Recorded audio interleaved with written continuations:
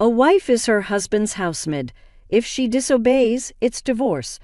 My husband Tom stole my black card and went on a spending spree, taking advantage of me, taking advantage of the fact that I'm working.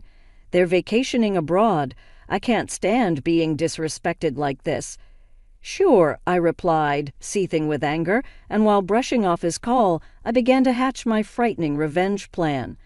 I'm Holly Smith, once a top star in the USA, a former actress who dazzled the world. I even made it to Hollywood, captivating men globally and making headlines overseas. My fame was truly astounding. I left the limelight when I married Tom. He was my ex-manager and aide. He expertly supported me in my globe-trotting career, handling everything from my health to my private life. He's still helping with my current business ventures. Now we jointly run several fashion stores. I left the limelight 10 years ago at 21. My decision to retire at the height of my fame created a media frenzy. Die-hard fans were even showing up at my door. I got flooded with fan mail daily, pleading with me not to quit, and my departure even sparked a societal buzz. Despite numerous baseless rumors and tabloid stories, Tom and I tied the knot in sheer happiness. Everyone around me supported us. Right before retiring, I launched my fashion label, and now Tom works for me. He is in finance while I thrive as a shrewd businesswoman, pushing our models to success. Our life seemed idyllic, but recently, Tom's been acting strangely. He constantly sighs in exhaustion at home, giving me these defeated looks. Tom, what's the deal? You've seemed down. Anything wrong at the office? I knew he was prone to bottling things up, so in our moments together, I often checked in on him. He's not one to openly share problems, always waiting for me to intuitively step in. Though it could be tiresome, I never begrudged it as he had handled my complex issues too. My appreciation always trumped any irritation.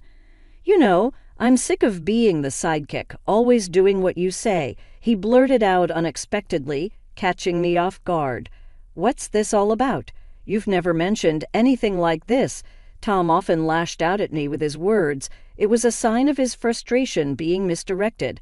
Tom starts saying things like this when he's swamped with work. He acts tough at work, so he probably has nowhere else to vent. I remember lashing out at him many times when I was an actress, so I understand how he feels. But still, his unexpected words shook me, and I found my voice trembling. I have been holding back. Holly's always busy, and I'm just being supported. Tom may earn more than the average person, but he's still just an employee at our company. I earn more than him, but I never thought it mattered who earned more in a marriage. His words were a shock to me. Even when you come home, you're all about work, hardly paying any attention to me. When we go shopping, you just buy whatever you want. How do you think I feel watching that? Despite appearances, I've been really patient, you know. Why can't you be more considerate? Tom looked at me with dissatisfaction, his lips pursed like a spoiled child. Frankly, his words irritated me. Our household is almost entirely supported by my income. His salary is his to use as he pleases. As I told him, it's my way of thanking him for all the trouble he's gone through and the support he's given me. There were times when he supported me financially during our poorer days. I wanted to repay him for all the times he sacrificed his personal time for me, right up until the day I retired. It hurts to hear such ungrateful words. The clothes and accessories I buy are from the savings I manage. If anything, I'm the one making sacrifices. This thought sparked anger in me. Holly, you're too free. I want more time off, and I want to travel leisurely. The salary's good since joining the company, but there's just no time. I left showbiz and joined your company to support you, Holly. Don't I deserve more gratitude? Stop prioritizing your own time and give me a break. When I retired, he stayed in showbiz, saying he'd continue being a manager. But once my business took off, Tom changed his tune, wanting to support me if I joined the company. And stay by your side, Holly. You won't be lonely. I want to be there for you. I wanted to spend time with him, so I let him join. I never asked him to, so why am I being treated this way? Is this life still not enough? Isn't he being too selfish? As I thought this, Tom made a suggestion, as if to add insult to injury. That's it. My parents' 60th is coming up. Can I get some time off for a celebration? That's all I ask. I won't be selfish anymore, but I want 2 weeks off. I want to take them on a trip to Japan. They've never been, and I want to show them the tasty food and beautiful sights. I braced myself for what he might say, but his unexpected request made me blink, and I felt something off. 2 weeks off is nothing big, something he could easily request at work without making such a fuss. Our company is known for being fair. No one would begrudge a leave request, and we're well equipped to handle someone's absence. Yet he makes a scene and negotiates directly with me. Something's not right, but these are just suspicions, nothing concrete. I tried to calm my irritation and responded coolly. I'm okay with that, but I can't make it this year. There's a crucial fashion show for the models in my agency, and I also need to prepare for the Paris collection. My schedule just doesn't align. Can you ask if next year would work? I can adjust my schedule then. As a daughter-in-law, it's expected of me to attend my in-law's 60th birthday celebration. However, our company has 2 big events lined up this year, leaving no room for personal travel. I tried to negotiate a different date, but Tom refused with a smile. It's fine. We'll just have it with my side of the family. I want to spend some quality family time. Being the accountant, my absence for a week won't really disrupt work, right? Tom's words about wanting to spend time just with his family hurt me deeply. His insinuation that I was a nuisance pierced deep into my heart. So how about it? I deserve some free time too, right? Tom always had a way of speaking without thinking. He's harmless, but sometimes thoughtless. It's one of his flaws, but I chose him as my life partner, knowing no one is perfect. Still, I can't accept how he's speaking to me now. Even if he doesn't mean it, why do I have to be spoken to like this? Doesn't he care about me? Hey, Holly, are you listening to me? I owe a lot to Tom's parents. Although I can't often visit due to work, they always treat me like their own child and praise my work. We're so happy to have such a wonderful daughter, his mother had said when I married into the family, and his father celebrated our marriage with joy. It's their 60th celebration. I understand wanting to celebrate it this year, but how can I agree happily after being spoken to like that? It doesn't matter to me. Take 1 week or 2, do as you like. I couldn't hold back my anger and showed it openly. This probably triggered Tom. He stood up, visibly upset, and left the living room without a word. We've been sleeping in separate bedrooms due to work, and from that day until his trip, we didn't see each other at all. Is that really true? Isn't your husband being too harsh? My secretary, noticing my unusual demeanor the day Tom left for his trip, pressed me for details. She's an exceptional talent and has been supporting me since I started managing the company. As women, we often see eye to eye, and sometimes she's even more reliable than my husband. She's quick-witted yet caring, always there to support me when I'm down or about to make a mistake. I cherish her like family. She admires me like a real sister, and I often confide in her. Her honest and mature advice beyond her years is always valuable, and this time, too, she noticed something was off about me and kindly showed concern. I hesitated at first about opening up, but realized keeping it in could affect my work. I decided to tell her everything that happened up to today. She furrowed her brow in anger. If I were you, I'd have given him a piece of my mind. You've been too soft on your husband, boss. I get that you love him, but you can't let him walk all over you. Her blunt advice, making me wonder who's older, hit me hard. In an environment where everyone tends to hold back from telling me things, she's the only one who treats me as an equal. This freshness and comfort are something I really value. Being in a higher position often means more humility and restraint, and someone who can confront me head-on like her is truly precious. You're right. What should I do? You can call him, right? Why not talk after work today? Don't worry about spoiling his trip. If things keep going like this, you might be headed for divorce." She pressed the point like an older sister, leaving me with no response but to agree. As she suggested, I decided to call him right after work. He's in Japan. There is about a 15-hour time difference from the U.S. For instance, if it's 5:00 p.m. here, it's 8:00 a.m. there. It's about the time they would finish their breakfast. I had sent him an email in advance to let him know I needed to talk, so he should be expecting my call. I called, thinking he'd surely answer, but there was no sign of him picking up. Maybe he's still enjoying himself with everyone. I'll try calling again later.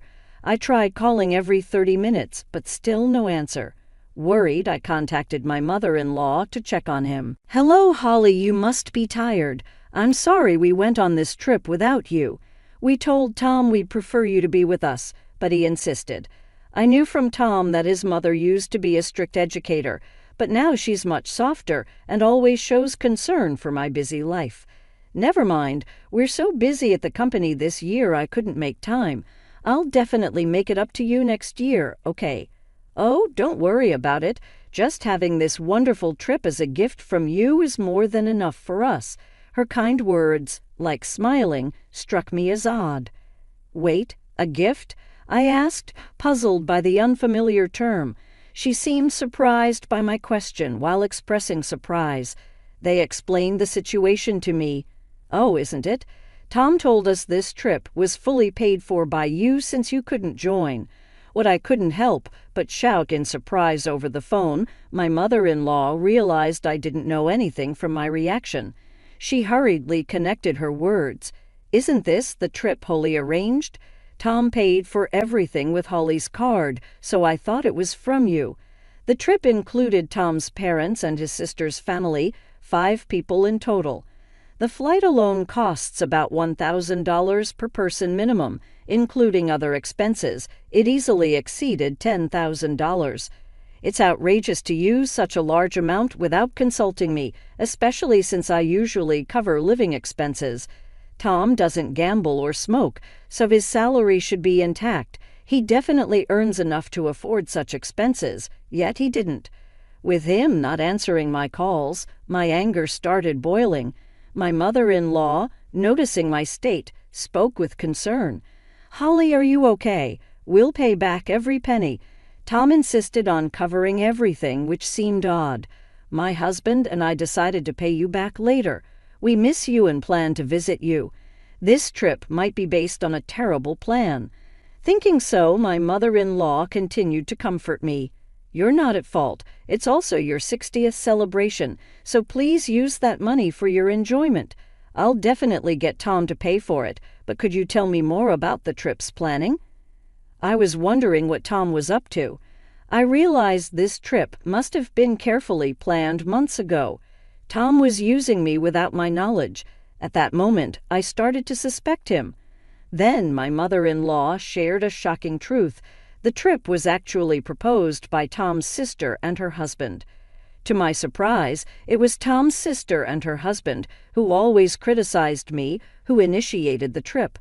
Tom's brother-in-law, an executive at my rival company, looked down on me for being a female CEO. Due to her high pride, Tom never stood up to his sister. The sight of such a Tom perking up to someone other than herself, in other words, me, must have caught my sister-in-law's eye. Even though she's always led Tom by the nose, I couldn't stand the fact that she's offended by just a slightly nice look from Tom. With their strong sense of rivalry, my sister-in-law and her husband disliked me, and I tried my best to avoid dealing with those two as much as possible. The couple, always competitive and disliking me, planned this trip, possibly persuading Tom to pick a fight and exclude me. They waited for the right moment to bring Tom along as a cash cow. "I'm so sorry I didn't know anything. Tom told me you were busy and asked us not to contact you directly. If my unaware in-laws and I were to communicate, it would reveal the plan, potentially causing a rift in our marriage. To prevent this, Tom had to restrict his parents' actions in advance. For my in-laws, who didn't understand how busy I was, Tom's advice was absolute. They decided to follow his words and express their gratitude when they returned. "Holly, did you give Tom a card or something? He was paying with a black card I've never seen before. My father-in-law must have been listening in, given his hasty tone. He asked me a question that had been on my mind. The moment he mentioned a black card, I checked my safe. The black card he referred to was the company's vital black card, used only by Tom and me, who knew the safe's password. I never thought Tom would commit such embezzlement, but the card that should have been there was missing. Tom, being in charge of finance, could easily manipulate records. He was misusing company funds. Realizing this, my anger peaked, and I shared the story with my in-laws. They must have been shocked. Going pale, my mother-in-law became panicked. What should we do? Are we complicit in this embezzlement?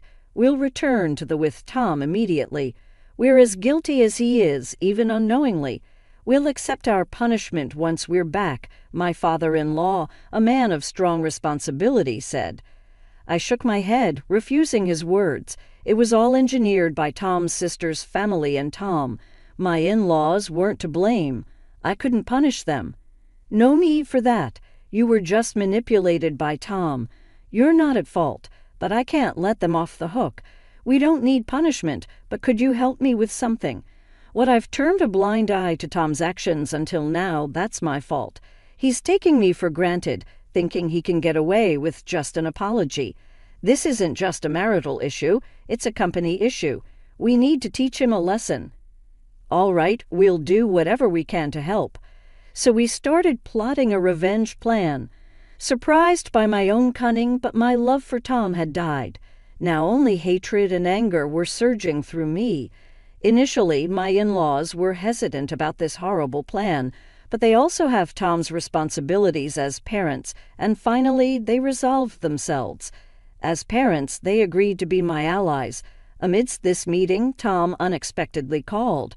I ended the call with my in-laws and answered Tom's. What's up? We're enjoying a family-only trip. So what's this important talk about? Tom's sarcastic tone only fueled my irritation. You took your time calling. Did you go a little wild, huh? No way. Just having drinks at a nearby bar with Mom and Dad. This confirmed he was lying. I had just spoken to his parents, and there was no noisy bar sound in the background. Besides, they had no reason to lie to me. He was probably out causing a ruckus with his sister's family. His words, erasing all the time and relationship we had built, cooled my feelings entirely. Oh, really? By the way, Tom, you haven't been doing anything with the company's expenses, have you? His demeanor changed instantly at my unexpected question. What's that all about? His tone, usually light-hearted, became dead serious. Was this his true nature? Seeing his attitude shift as if he now saw me as an enemy, I faced him with equal firmness. Just checking, since there will be an audit at the company soon. Are you suspecting me? His defensive reaction showed his guilt. I couldn't help but laugh at his poor response. What's wrong? I was just concerned, and you're talking about suspicion. Did you do something wrong? No, anyway, the house isn't in a mess when I get back, right? Realizing he was digging himself deeper, he suddenly changed the subject. His actions only made him look more suspicious. I was almost impressed by his foolishness. Who knows? I've been busy with work too. Give me a break. I hate coming back to a dirty house with bugs. A wife is her husband's maid. Disobey and it's divorce. Even our executive says that to his wife.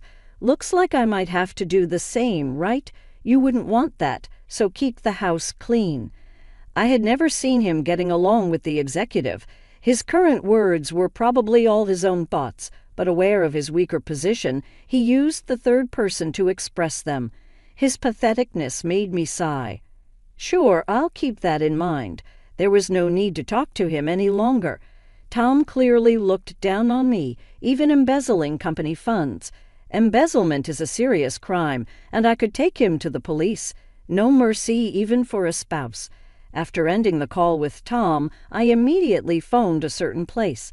The next day, while busy preparing for the fashion show, I was bombarded with calls. Of course it was Tom. I noticed his calls late at night while I was out, for a reason, accompanied by my secretary. Luckily, she was driving, so I answered Tom's call. "You're late. What have you been doing?" His voice was rougher than I'd ever heard, surprising both my secretary and me, who were listening on speaker. "What do you mean?" "I was working." "Did you do something yesterday?" "Do something like what?" "Don't play dumb. Tell me the truth. What did you do?" Tom was in complete panic, and in the background I could hear several Japanese men confronting him, along with my sister-in-law and her husband. Sounds noisy. Something wrong? "No, it's just, Tom, who had been blustering, suddenly began to stammer. He realized that admitting anything would put him in a very disadvantageous position. His odd behavior made me explain to him what was coming. Time to give him a taste of despair. "Too bad, Tom. You were supposed to be having a blast in Japan, but it seems your dream turned into a nightmare overnight, huh? But it's what you deserve from misusing someone else's money. You did something, didn't you?" As he reacted weirdly, I revealed what I had done the day before. I had contacted the president of the credit card company I was contracted with. Despite being after hours, he agreed to help me due to our long-standing relationship. He immediately suspended the company's credit card. If a credit card is misused, the company doesn't have to pay the store, leaving the store at a loss. However, Tom had arranged to pay the entire bill at checkout. So, with the card blocked, he couldn't pay and was now being interrogated by the hotel receptionists. "Tom, Mom, and Dad have already checked out. The taxi I reserved for them left with them, so there's no one coming to pick you up." My sister-in-law, who was cornered, bombarded Tom, asking what to do next. Hearing this, Tom panicked even more and directed his anger at me. "How can you do this and think it's okay? You ready for a divorce? Go ahead. I'd rather not have a husband who embezzles company funds. I've already spoken to a lawyer, and we're moving forward with divorce proceedings." What was visibly shaken by my unflappable demeanor. "I've overlooked so much of what you've done, Tom. There was a time when you supported my work, and I was grateful. But I've reached my limit. My patience is exhausted." "That can't be." Realizing he was in an absolute crisis, Tom finally understood my fury and let out a pitiful cry. The receptionist relentlessly demanded payment from Tom and his group, who were now cornered in despair. But none of them could speak Japanese, relying on a guide for communication. Listening to their situation, I suggested switching the call to me. "No one there speaks Japanese, right? Let me talk to them for you." "You're going to help." "Gladly." Tom must have thought I had a change of heart. Realizing his mistake, without hesitation, he handed his phone to them. I explained the situation to the receptionists in Japanese, and they quickly grasped it, seeming quite cooperative. To ease their worries, I also gave them my contact information, which my secretary noted down. They happily agreed to my proposal. After a friendly chat, they returned the phone to Tom. "What happened? Did you sort it out?" "Yes, I've taken care of it. Now it's up to you guys." "Really? You're a lifesaver. Holly, I love you." He hurried off, apparently called by the receptionists. Tom, clueless, ended the call and followed them. "Are you sure about this? It probably won't end well." "Perfect, right. It's ideal for them to see." Hell. An hour later, as expected, I received a barrage of calls again from Tom. When I answered the call, Tom was on the line, his voice filled with pitiful anguish. "Holly, what's going on here? What is this place?" Crying out, he showed me via video call the image of a slum area in Osaka, Japan, the image of Skid Rows. Tom and his sister's family were stripped of their belongings and in a pitiful state, caught by those guys and being taken to what's considered the most dangerous place in Japan. It was honestly unexpected. When I was talking to the receptionist, he said, "I was a big fan of you. I'll prepare a harsh punishment. Just leave it to me." But I never expected it would be this place. I laughed out loud at the unexpected location. "Lucky you're still alive in Japan's most dangerous place. It's a miracle, really." "What? Wait, Holly, what's this about?" Explain yourself and come help us right now. Since it's a video call, they can probably hear everything clearly. Behind them, many homeless people were surrounding Tom and his group, causing a commotion. You guys were causing trouble for Holly. You reap what you sow. Time for reflection, added my in-laws, joining the call, surprising her mom and dad. What are you doing? A friend of Holly flew us back in a private jet. We returned to the U.S. and Holly picked us up. We realized you were trying to set Holly up. We asked her to do as she pleases with you guys. As they said this, the onlookers behind them started confronting Tom's sister and her husband. The people living in Skidar are ruthless. If you wear anything valuable, even women are not spared. They were raising their voices while making a video call in such a dangerous neighborhood. It's no surprise they became perfect targets. I addressed the crowd in Japanese, loud enough for them to hear, telling them these men were using my card illegally and treating me horribly every night. I encouraged them to do as they pleased with them. The locals, getting into the spirit, eagerly agreed to give them a hard time. Suddenly the call ended, perhaps because someone snatched the phone afterward. Tom and his group lived in the Skid Row, terrorized daily and used like slaves by the locals. Without money to return to the U.S., they were essentially trapped abroad. I confirmed the subsequent events with the hotel reception.